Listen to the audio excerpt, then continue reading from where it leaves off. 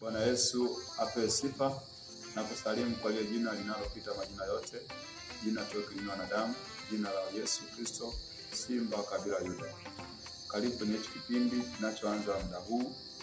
Baba mtakatifu, mtakatifu Mungu Mwenyezi, ninayo kila sababu ya kukushukuru. Sote tunafahamu na tunajua utakatifu ni vazi lako, utakatifu ni maskani yako, utakatifu ni hatua zako, utakatifu ni pumzi zako. Bwana, tunakwenda kujifunza kama vile Yesu alivyosema, jifunzeni kwangu, kwa maana mimi ni mpole na mnyenyekevu wa moyo.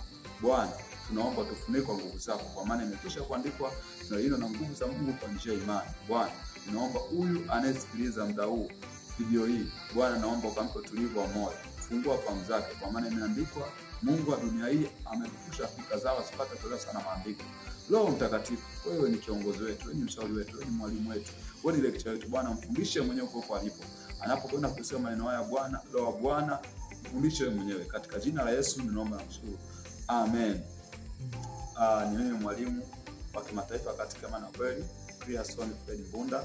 Somo la leo linaitwa kwa nini maskini wengi huzaliwa maskini na ufa maskini. Kwa nini maskini wengi huzaliwa maskini na ufa maskini? Narudia tena, somo la leo ambalo Bwana mwenyewe amenipa neema kulifundisha naitwa kwa nini maskini huzaliwa maskini na ufa maskini. Sasa ziko sababu kama 7. Mungu akitupa neema naweza tukazimaliza. Na umaskini ni tabia. Na maskini wote duniani wana tabia zinazofanana. Hivyo pia matajiri wote duniani wana tabia zinazofanana. So, tabia namba 1 ya maskini wote ulimwenguni. Maskini wote ulimwenguni huzaliwa maskini na ufa maskini, kwa sababu kuzaliwa maskini sio shida, ila kufa maskini ndio shida. Bwana Yesu apewe sifa. Sasa kinachowafanya watu wengi wanakufa maskini ni kwa sababu ya kutokuzijua kanuni. Ufalme wa mafanikio wa fedha na uchumi unatawaliwa kwa kanuni, unatawaliwa na tabia. Sasa tabia namba 1 inayowafanya watu wengi maskini kufa maskini ni kwa sababu namba 1, maskini wote duniani hawana tabia ya kuweka akiba. Maskini wote duniani hawana tabia ya kuweka akiba. Huwezi kukutana na maskini akawa ana tabia ya kuweka akiba. Anachopata anatumia chote. Nakwambia kesho nikifa je, ponda mali kufa kwaje? Bwana Yesu asifiwe. Tabia namba 2 ya maskini wote duniani hawana tabia. Ukisema wote namaanisha wote mpendwa. Maskini wote duniani hawana tabia ya kuwa na budget. Hawana tabia ya kuwa na budget. Yaani maskini ukimuuliza sasa hivi hapo, wiki iliyopita budget yako ni shilingi ngapi? Hawajui. Nilikuwa nashangaa nchi ya Marekani mwaka 2023 mwezi wa 12 walitoa budget yao ya mwaka mzima uliopita, na pia wakaweka budget ya mwaka 2024. So, lakini ni kwa sababu wao matajiri wanajua mpaka kabisa kuweka budget, wanajua kabisa matumizi ya kutoa, matumizi yanayoingia na kile kinachobaki. Lakini maskini yeye hana tabia ya kuweka budget. Anaga budget, anatumia na mradi kimeingia. Bwana Yesu apewe sifa. Tabia namba 3 ya maskini wote ulimwenguni, nikisema wote namaanisha wote. Maskini ana tabia ya kutokuheshimu muda. Maskini wote ulimwenguni hawaheshimu muda. Mungu hana upendeleo. Petro anasema Mungu hana upendeleo. Tajiri kapewa masaa 24, maskini kapewa masaa 24. Inategemea sasa katika masaa 24 unazalisha nini. Maskini ndio mtu mmoja wa kwanza duniani ambaye anapoteza muda pasipo faida. Kwa nini? Maskini anaweza kalala kwa usiku masaa 8, mchana pia kalala tena masaa 2. Lakini hapo kwa maskini anaambiwa na taarifa za sayansi, kitaaluma au kisayansi, mwanadamu atakalala masaa 8. Sasa nikwambie ndugu yangu mpendwa, katika siku moja kuna masaa 24. Hesabu tu za kawaida pende. Katika siku moja kuna masaa 24. Ukilala masaa 8. Day 1 umelala masaa 8, day 2 umelala masaa 8, day 3 umelala masaa 8. Ukipiga hizo 8 mara 3 unapata 24. Sawa sana siku moja. Kwa hiyo katika siku 3 maskini analala siku moja. Bwana Yesu apewe sifa. Wakati tajiri kwa siku yeye analala masaa 4, kwa siku moja analala masaa 4. Je, mtu ambaye analala masaa 4 na mtu ambaye anayelala masaa 8 mtafanana mauzo, mtafanana kiingizo, mtafanana na nilio, mtafanana kwenye matokeo? Hamwezi kufanana. Maskini ndio mtu wa kwanza anaweza akachukua, yani maskini wote nikisema maskini maanisha wote.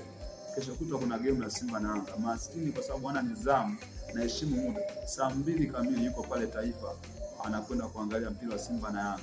Wakati tajiri anafika pale baada ya dakika 15 mpira kuanza. Kwa nini? Tajiri anajali muda, maskini hajali muda. Na maskini wote nakwambia kesho utaona wako pale saa 2 Taifa, saa 6 wako pale, saa 7 wako pale. Maskini ndio mtu wa ajabu duniani, anafika eneo la tukio baada ya masaa 5 kabla mpira kuanza. Kashafika pale eneo la tukio. Maskini anaweza akapoteza muda kuangalia Mungu masaa 2, akaenda TikTok dakika 45, Facebook dakika 15, Instagram akatumia lisali moja. Wanachoangalia, anaangalia udaku. Anauliza nataka wewe mwandishi wa habari? Hapana. Sasa nataka uwe hapa director? Hapana. Sasa tunapoteza muda. Ndoto yako ni biashara. Jifunze basi kuhusu biashara, hana muda wa kupoteza. Sifa inayofuata namba 4 ya maskini. Maskini wote duniani wote hawana nidhamu ya kuheshimu fedha. Fedha ndugu zangu inampata mtu ambaye anayeheshimu. Hata wewe mtu akikuheshimu utamfuata. Kwa hiyo fedha, maskini wote hawana nidhamu ya kuheshimu fedha. Yaani hata shilingi 5 naipata naiona ndogo. Juzi na jana nilikuwa naongea na wadau bodaboda wa maeneo fulani kadha wa kadha. Nikawaambia ya kwamba hakuna watu wanapata fedha nyingi kama vile bodaboda. Ila ni kwa sababu wanaizarau ile shilingi 1000. Ndio maana anabaki pale pale. Matajiri wote wa kwanza juu walianza chini kwa sababu mbuyu ulianza kama mchicha, ndondo si chururu. Na maanisha hivi. Maskini ndio watu wa ajabu duniani ambao wanaamini kujenga mpaka upate hela mkupuo. Hela mkupuo ukipata ina asali zifuatazo 2. Asali ya kwanza kama itakuwa basi utakuwa kichaa. Asali ya pili, Bwana Yesu apesifa. Matajiri wote walianza chini. Fedha ya uchumi inaanza ngazi kwa ngazi, haiwezi kukua.